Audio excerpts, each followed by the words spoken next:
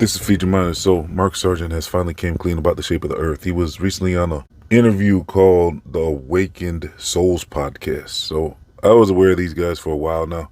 Seems like these guys have gotten into it with a few people in the flat earth community over the time that they've been doing their thing. I mean, looks like sometimes people will give them a hard time over their beliefs and stuff like that. But I mean, I've analyzed their work and I don't really see anything wrong with what they're saying, because I mean, it's just another option, to consider.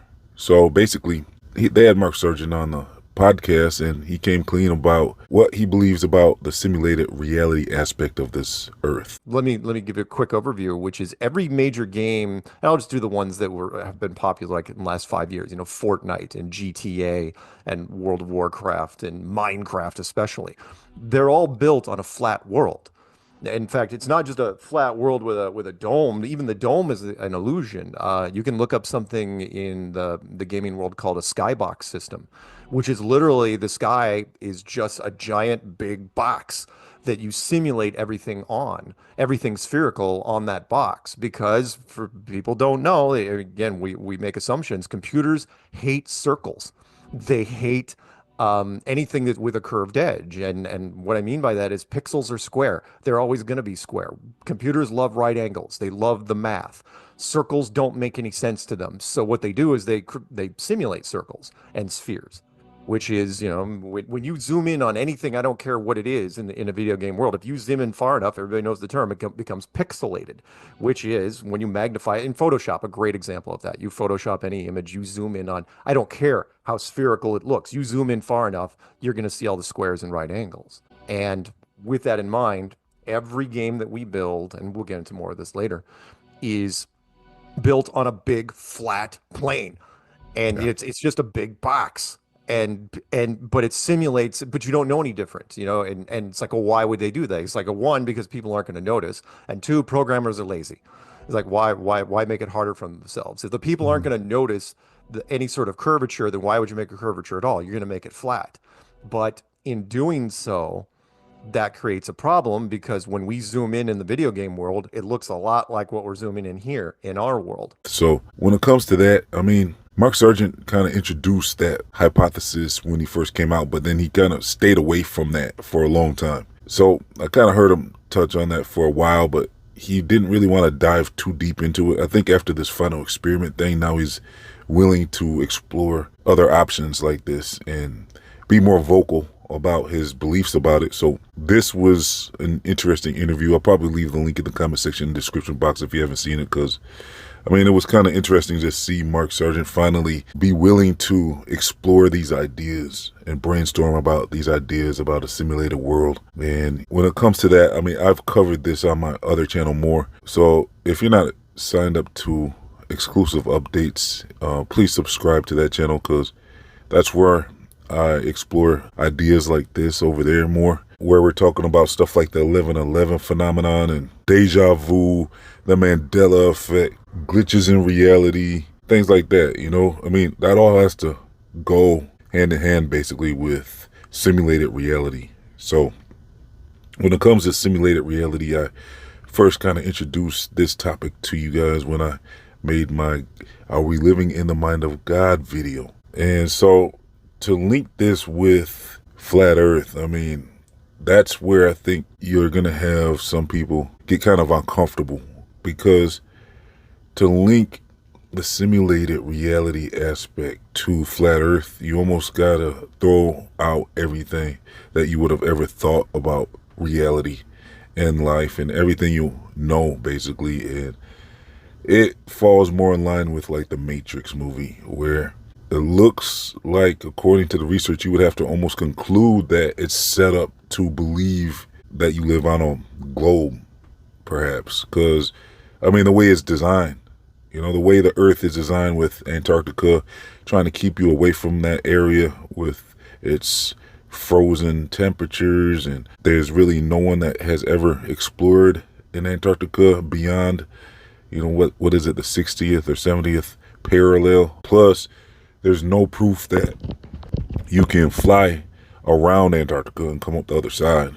So that right there shows you that this Earth is more in line with the Gleason's map than anything. But with simulated reality, it's like a place where you would just say would be the end of the Earth, where there would be nowhere else to go, perhaps. Or you could even explore the infinite world idea too with simulated reality. But the main thing is that it would seem that Earth is set up in a way to where you're not supposed to figure out where you are, to keep you, I guess, trapped in the firmament. I guess whatever the reasons would be, it would be designed to have everyone just go about their daily lives and not understand where they are. Now, why wouldn't they just make it a globe? Well, if the Earth was a globe, it just wouldn't really make sense in this physical world with the vacuum of space and, pressure and for oxygen and stuff. Some things just don't work on a globe. And plus, a flat plane would make much more logical sense anyways than walking around a ball. That's just not really something that you would think would be designed. But why would the Earth try to show us that we live on a globe? Well, I guess it would be to keep us contained in this circle.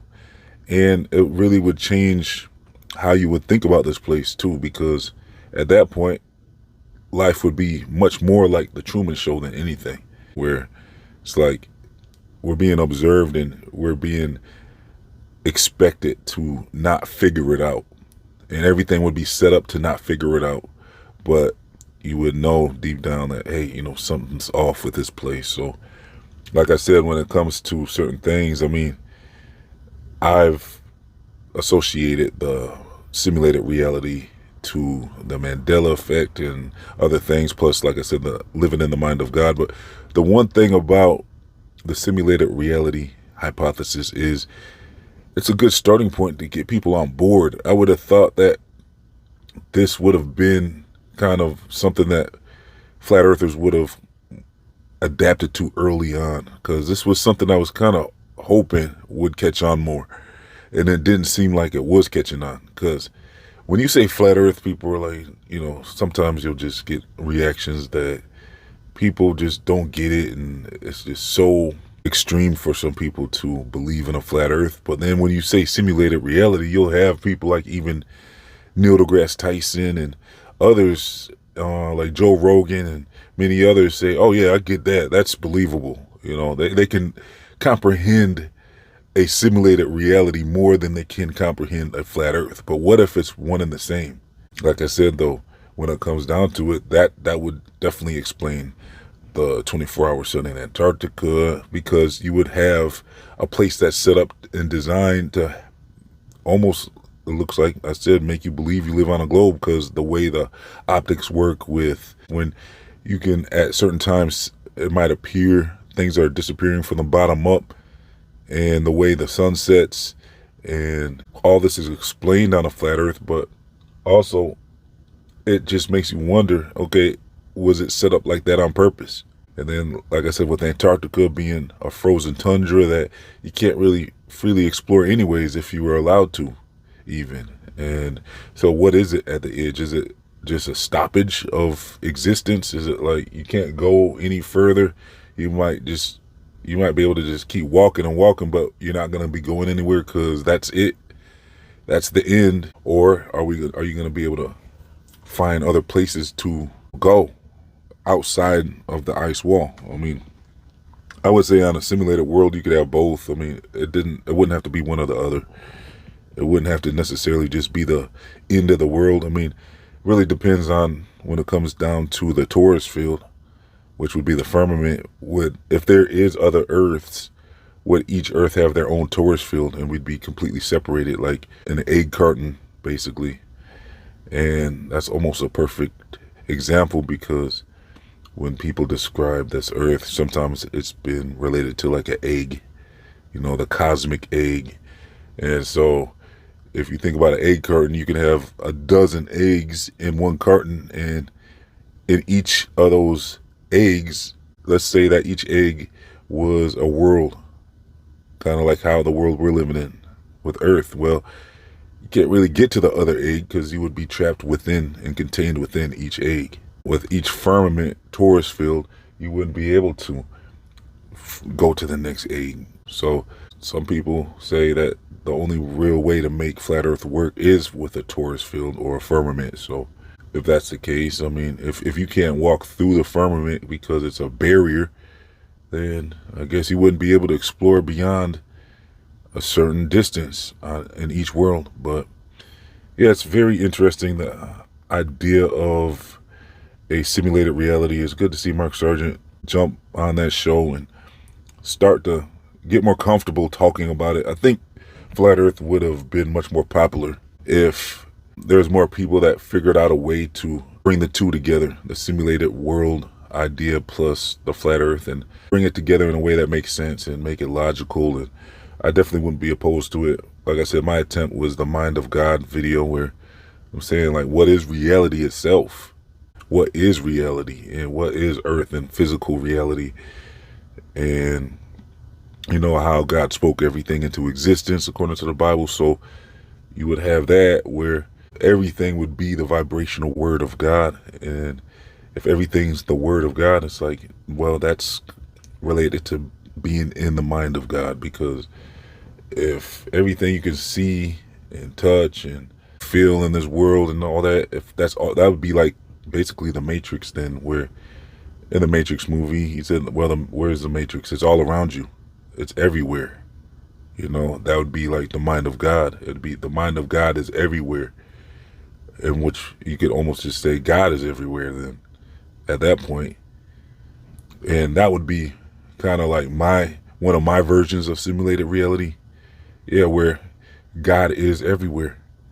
And physical reality might not be what we think it is. But then I think, like I said, people get real disturbed, I think, when it comes down to thinking about if this world is set up for us to not figure it out, like an escape room or something where, you know, it's just set up to where you're not expected to be able to figure out where you live.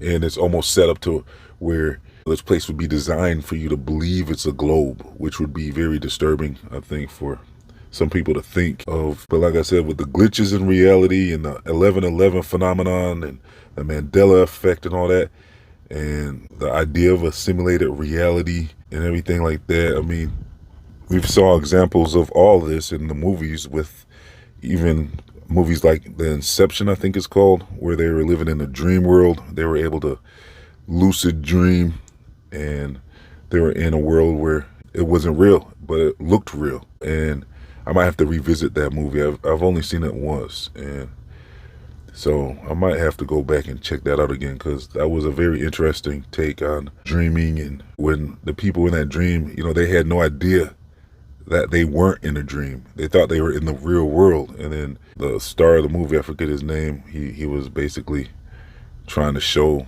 the person he was talking to that, no, this is actually a dream world. This isn't real. So then also, I think Jumanji explored these ideas where, you know, the characters were living in a world that wasn't real, but it was real to them while they were in it, though. That's the thing. The world would be real to you. You know, you can still get hurt and you can interact with things. So if you're in the world, it's definitely real, but what is real at that point? So with all the ideas about reality and the strange things that people have explored and the ideas, well, I'm gonna leave a link in the comment section if you want to get caught up with that. But yeah, to conclude this video, I just think that the simulated reality idea, it's kind of a topic where I think Flat Earth would have had much more people involved if this was communicated more. That, you know, what are we actually talking about when we're talking about Flat Earth? I just really think that the simulated reality idea would also explain a lot too, with some of the things that flat earthers were struggling with to explain. It's just, that's almost like a get out of jail free card. You know, pass go, collect $200, because at that point when you're talking about a simulated world, it's like, oh, okay, yeah, this place can reveal to us whatever it wants to reveal to us, whatever it wants us to believe. Others have questioned if this world is showing the things that we're seeing because we believe it. you know, with the collective mind. You have so many people believing we live on a globe, so are you going to see things that might look like a globe just because of that, based on how many people on this world actually believe that, you know? Is the world changing form based on our beliefs type thing? So, I don't know. I just thought it was a very interesting discussion to finally see flat earthers be willing to explore the idea of a simulated world. Just thought it would be very interesting to see if more people might jump on board with that type of idea, or what everybody might think about this idea. Let me know in the comments section. I'll leave a link if you want to do more research with me on my ideas about reality, how reality is not what you were told. I'll leave a link for all that in the comment section and description box. I'll also leave links to my other channels, my social media, my Feed Your Mind store, my free email newsletters, and much more. If you'd like to support this channel, please donate as little as $1 by becoming a YouTube member or a monthly Patreon. So thanks for tuning in. Please like, comment, share, and subscribe. This has been Feed Your Mind signing off.